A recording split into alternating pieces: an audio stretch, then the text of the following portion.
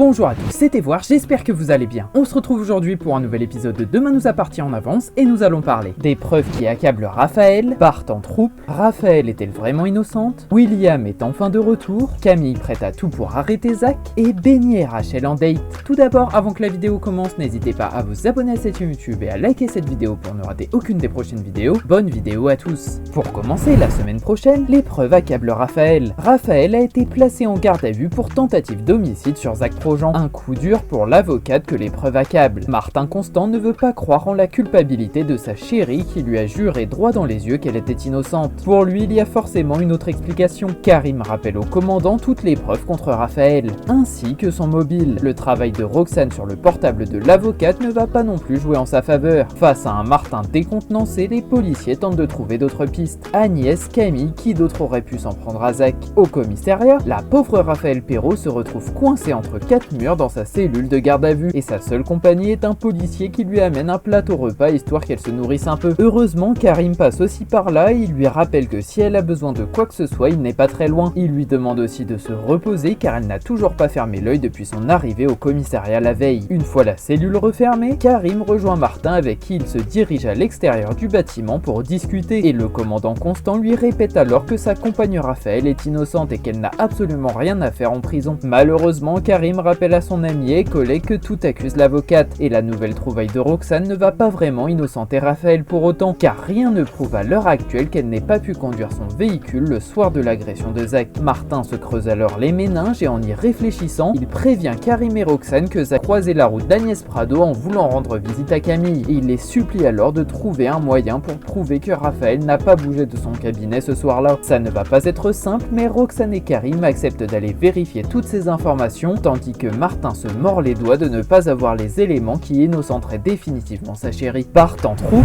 Benny a encore une théorie des plus farfelues. Il est convaincu d'avoir aperçu Rachel en compagnie d'un autre homme que Bart. Pour Chloé, Rachel trompe peut-être Bart mais Benny a une toute autre explication. Rachel et Bart sont en trouble avec cet homme. L'infirmier est convaincu de ce qu'il avance. Après tout, Bart et Rachel vivent avec ce troisième homme donc tout semble très clair entre eux. Chloé a vraiment beaucoup de mal à croire que son neveu soit en trouble. Elle pense qu'ils sont juste colocataires. Pourtant, Benny insiste et commence à la convaincre. Il est vraiment temps pour Chloé de prendre des nouvelles de son neveu. En salle de soins à l'hôpital Saint-Clair, notre duo de choc d'infirmiers Chloé et Benny discutent du sujet du moment qui n'est autre que Rachel. Et après l'avoir aperçu dans les bras de Timothée, Benny est désormais certain que Rachel entretient une relation avec deux hommes en même temps. Mais bon, Chloé est plus pragmatique que lui et selon elle, Rachel était peut-être juste en train de soutenir un ami. Et elle reste persuadée que la jeune femme est seulement en coloc avec deux copains et pas du tout en couple avec eux. Sauf que Benny sait se montrer convaincant avec son acolyte et il explique à Chloé que pour lui son neveu Bart est le patron du Spoon alors il a suffisamment d'argent pour vivre seul et n'a pas du tout besoin de vivre à plusieurs pour répondre à ses besoins. Et en y réfléchissant, Chloé se demande si Benny n'a pas raison car cela fait un moment qu'elle n'a pas pris de nouvelles sur la vie sentimentale de Bart et elle sait que ce dernier est déjà sorti avec un garçon auparavant alors peut-être qu'il a cette fois-ci voulu tester le polyamour. Heureusement, peu importe la véritable situation amoureuse de Rachel, Benny prend cette nouvelle à la rigolade et il n'hésite même pas une seconde à ajouter une pointe d'autodérision de quoi faire rire Chloé aux éclats dans le hall d'entrée de l'hôpital. Raphaël est-elle vraiment innocente? Raphaël a des ennuis avec la justice. Elle est accusée de s'en être pris à Zach toujours dans le coma à l'hôpital. Camille et Maud veulent absolument voir leur mère. Malheureusement, le commandant Constant ne peut pas les aider pour le moment. Maud est en colère. Agnès Prado tente de calmer et rassurer les deux jeunes femmes. Ces dernières sont très inquiètes pour Raphaël. Soudain, la police scientifique frappe à la porte. Damien vient récupérer le double des clés de voiture de Raphaël pour analyse. Il souhaite également faire un prélèvement ADN aux trois femmes. Serait-elle elle aussi soupçonnée par la police? Dans la villa des Péromèfres, l'heure est à la réunion pour Maud, Camille et Agnès qui attendent toujours des nouvelles de Raphaël. Et alors que la Benjamine de la famille vient tout juste de raccrocher avec le commandant Constant, elle est très remontée que Martin ne semble pas se bouger pour faire avancer l'enquête. Mais Agnès et Camille décident de raisonner la jeune femme. Alors que les trois femmes se serrent les coudes et se donnent des nouvelles sur la santé mentale de Raphaël, quelqu'un toque à la porte et Agnès Prado décide d'aller ouvrir. Et dans l'encadrement se trouve Damien qui souhaite entrer dans le domicile pour récupérer un double des clés du véhicule de Perrault et pour prélever leur ADN. C'est alors un grand choc pour les deux sœurs et Agnès Prado qui, malgré la bonne foi du policier, ont un peu l'impression d'être accusés à tort d'avoir agressé Zach Projean qui est actuellement toujours dans le coma. William est enfin de retour. On dirait bien que Paris a remis les idées de William en place. Le docteur fait enfin son grand retour à 7 et visiblement la distance l'a fait beaucoup réfléchir. Il semble perplexe et confus. Il avoue alors à son ami Samuel qu'il pense avoir fait une erreur avec Aurore. Samuel est étonné. Aussi surprenant que cela puisse paraître, William regrette. Après tout, il n'y a que les idiots qui ne changent pas d'avis. À présent, il ne reste plus qu'à parler à Aurore, enfin si cette dernière daigne lui adresser la parole. Compte tenu de leurs derniers échanges, il va falloir beaucoup plus qu'un peu de magie de Noël pour apaiser les tensions entre ces deux-là. Un vrai miracle ne serait pas de refus. Alors que Samuel a gentiment été chercher son ami William à la gare de Sète, les deux hommes sont enfin de retour au bercail. Samuel commence alors par proposer à William s'il veut manger un petit quelque chose avec lui comme une pizza par exemple, mais le docteur le remercie car il n'a pas très faim et de toute façon il n'a pas trop l'air dans son assiette depuis qu'il a franchi la porte de la villa. Malgré tout, les retrouvailles sont assez chaleureuses entre les deux amis et après avoir étalé ses exploits des dernières semaines, Samuel demande à William comment s'est passé son petit séjour près de la tour Eiffel et ce dernier lui fait comprendre que son voyage lui a permis de prendre du recul, ce qui lui a fait se rendre compte qu'il n'avait pas été correct avec sa femme Aurore. Le problème c'est que William n'est pas dupe et il sait pertinemment que même s'il a changé, Aurore n'est pas encore prête à lui pardonner et d'ailleurs elle n'a pas répondu à son dernier message qui la prévenait pourtant de son arrivée à Sète. On ne sait donc pas si la situation va s'arranger d'aussitôt pour nos deux tourtereaux, même si pour une fois Samuel va peut-être succomber à la beauté de l'amour en venant en aide à son ami et en le rabibochant avec la policière. Camille prête à tout pour arrêter Zach.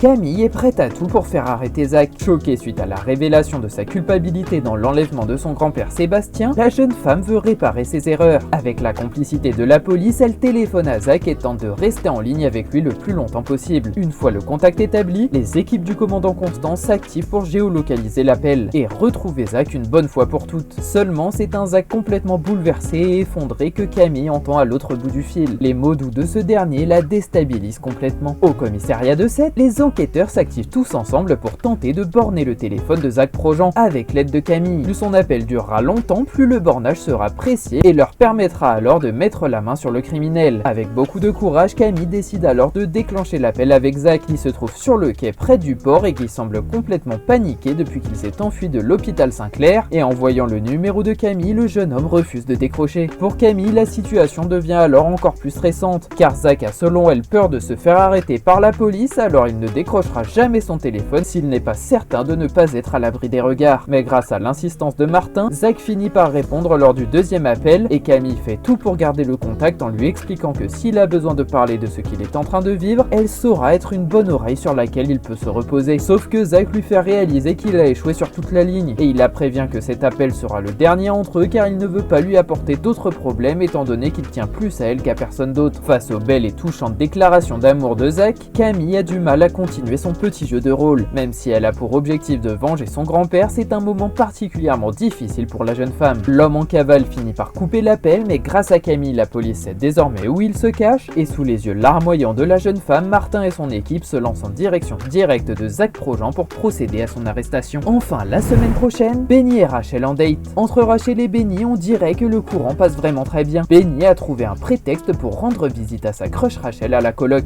Depuis qu'il l'a vue dans l'ascenseur de l'hôpital Saint-Clair, l'infirmier est complètement sous le charme de la jolie rousse. Et cela pourrait bien être réciproque. Les sujets de discussion fusent et les rires sont naturels. Tout semble couler entre eux. Quand Timothée débarque à la coloc et les interrompt, Benny découvre sa personnalité étonnante. Dans l'appartement de Bart et Timothée, Rachel et Benny se sont organisés un petit dîner chaleureux et la discussion démarre sur leurs voyages respectifs et le jeune infirmier fait alors part de son envie d'aller en Colombie, ce qu'a déjà fait Rachel auparavant et qui fascine donc beaucoup Benny. Le courant passe extrêmement bien entre ces deux-là et Rachel est elle aussi subjuguée d'apprendre tous les pays que Benny a visités, en particulier quand il avoue qu'il a déjà été en Australie, de son pays de rêve, mais l'infirmier lui explique aussi que ce pays est particulièrement dangereux à cause des araignées mortelles. Mais alors que les deux nouveaux amis discutent sans même se soucier de l'heure qui passe, Timothée débarque devant eux en demandant à Rachel qui est ce mystérieux invité et il fait alors la grande rencontre du fameux Benny. On ne peut pas dire qu'ils vont devenir de bons copains tout de suite, mais grâce à Rachel, ils vont peut-être découvrir qu'ils ont plus de points en commun qu'il n'y paraît. Cette vidéo est déjà terminée, j'espère sincèrement qu'elle vous aura plu. Je vous le rappelle, n'hésitez pas à vous abonner à cette chaîne YouTube et activer la cloche pour ne rien louper. Cet été voir. Merci à tous, passez une très belle journée.